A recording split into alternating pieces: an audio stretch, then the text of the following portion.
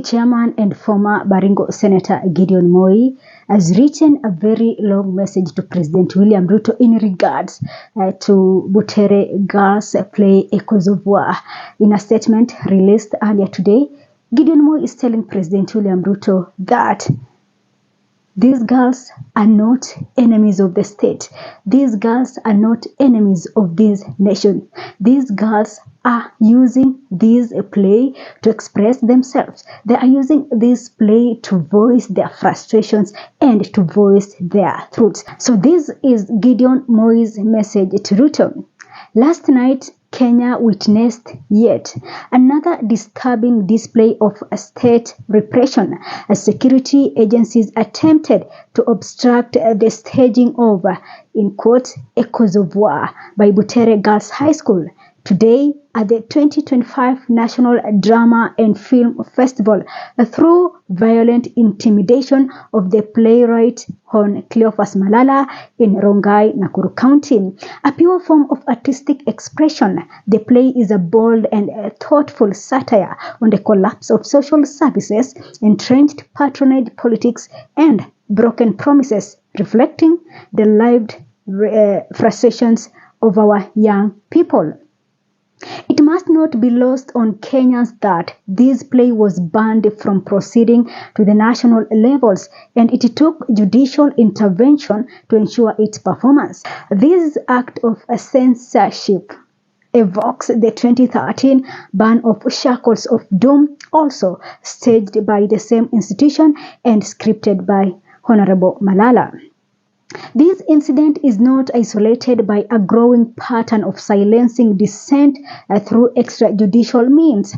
Just days earlier, a ragtag militia unleashed hooliganism at a place of worship in Kasarani, where former Deputy President Rigathi Gachagua was in attendance.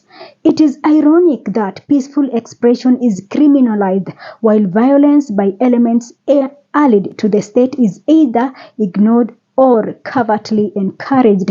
Indeed, Kenya prides itself on a robust Bill of Rights that guarantees freedom of expression. Yet security agencies are deployed to suppress a high school play while turning a blind eye to lawlessness by armed gangs occupying public spaces.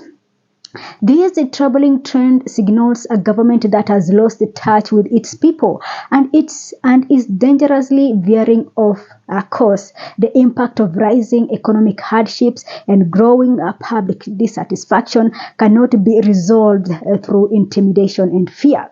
We urge the government to undertake an honest self-assessment and realign its priorities with its core mandate by shifting and consolidating its focus towards impactful policy interventions in critical sectors such as healthcare, education, agriculture, manufacturing, and infrastructure.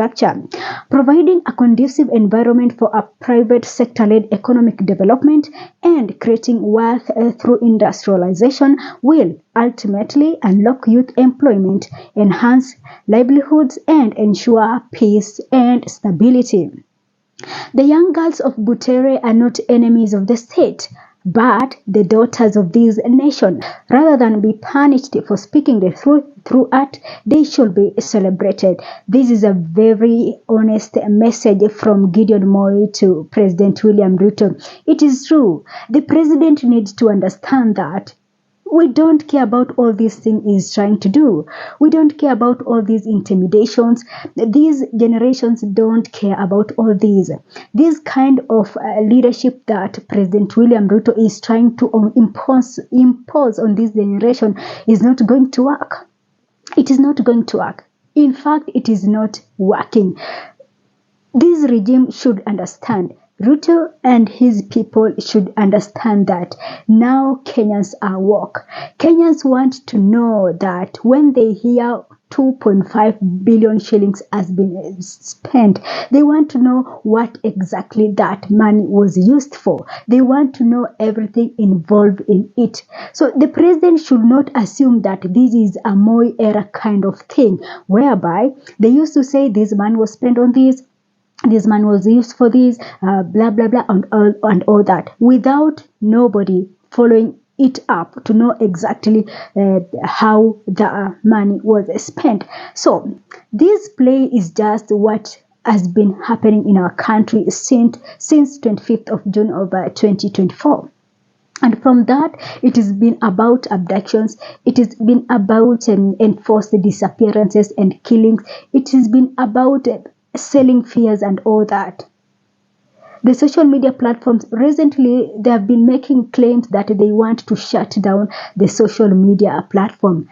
I mean, you cannot, I don't know how to say this, but Ruto should understand, this regime should understand that you cannot be doing bad things at the same time you want people to keep quiet about it.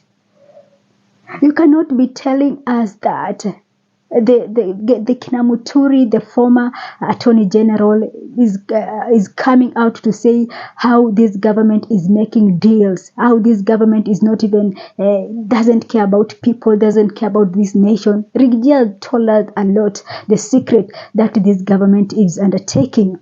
All these, I don't know why they are imagining that Kenyans will listen to this, Kenyans will just listen to this and let it go. This is not the time for that. Kenyans are here. Kenyans, these are a different era. This is a different era. This is a very different era. We know that they normally make that comparison between Ruto and Moi. Well, he was a very close person to Moi. We understand that. He witnessed how Moi ruled this nation. But he cannot take that to bring it to this. This is 2025. You must understand that the freedom of expression is non-negotiable. This is something that our Katiba is giving us this. Our constitution is so clear about freedom of speech. So the president and his people must understand that. This is not 1990. This is not 1970, 1960. This is 2025. The other day, we saw how Gachagua was attacked in a church. But the state didn't do anything. Goons cannot be attacking people in a church and the state does nothing. But instead, the state is throwing tear gas to young girls. Come on. You cannot sell fear anymore. It is gone. It is gone. So for president, allow these people, allow Kenyans. It cannot be that the young people of this nation, and the saddest thing about this whole issue is this. When Ruto was seeking for presidency in 2022, the people he used were youths. Ruto was going every corner in this country to say Vile is going to help the youth, the vijana this, the vijana that, the youth this, the youth that. But now it is the youth who are suffering in this regime. It is the youth who are suffering under Ruto's leadership. We've been told that since 25th of June, we have hundreds of young people. The other day, Akina Sakaja were telling us how 118 bodies are in a city mortuary, unidentified 118 bodies at a city mortuary. After killing all these people, you're not even satisfied about it. You still want to do it more. Come on. The era of intimidation is over. And this is the reason even these politicians who are so shy, who could not speak up, they're now coming out to speak up. Because it is no longer the business as usual. Nobody wants to remain silent. Silence has cost us a lot. And it is time Ruto and his people understand that intimidating Kenyans is not going to work. That era ended. We are in a different era. So Kenyans, under this post by Gideon Moi, also telling Ruto to just understand that this is a different era. So let me read out some of the comments under this post. We have this one by the name Anajita Ngororiet. Says, The Moi era died. Your father was corrupt, murderer, and dictator. So anybody from that lineage should not act good.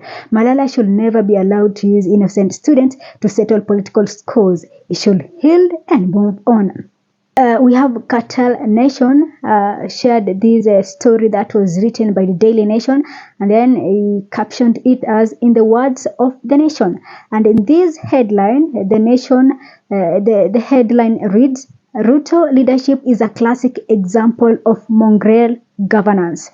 And then we have why Rads says Buddha ita hawa hapo Kabarak kwa hall na weke KTN crew and watch it live this afternoon banner. So this is requesting Gideon Moi to allow KTN to air this play. And then we have Kimani Mbogo says, "The message is home and welcome by Kenyans. As a Christian, I believe that the sins of the father will never be inherited by the son, as the Bible underscores in Ezekiel 18:20. Gideon Moi is a statesman for being on the side of the people when needed the most." So this is trying to reflect the leadership of Gideon Moi's father, that is Daniel Moi. You see, is being termed as one of the dictators to ever rule this nation. So here is telling Gideon Moi that we are not going to burden you with your father's sins. And then we have from the mad Chichir, "We mzee, hebu nipe kazi, mimi kama kijana wa Baringo nimeteseka sana." This is one from Baringo asking for a job opportunity. Then we have CDF, Baba's Army, lol. This is coming from Moi's son. And then David Mwenda K, hashtag Ruto must go. And then let me read the last one. Let me read the last one. Captain Dennis Kiprotich says big statement from Moi. You see, when anyone from Moi's lineage make such a statement, people reflect back to Moi's leadership and all kind of a thing. But I think it is time maybe we separate the Moi's son and their father. We know that Kenyans have a very hurting memories about Moi's leadership, but we cannot keep on burdening their sons over their father's sins. So Gideon Moi's message is so straight, is so clear, and is telling Ruto, calm down. This nation belongs to all of us.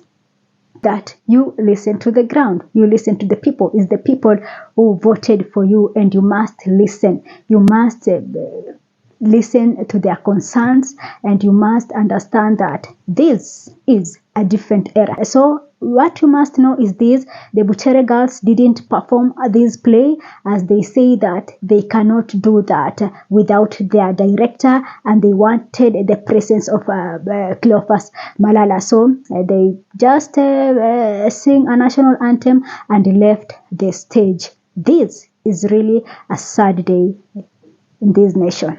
Thanks for watching. This is Sophia Live.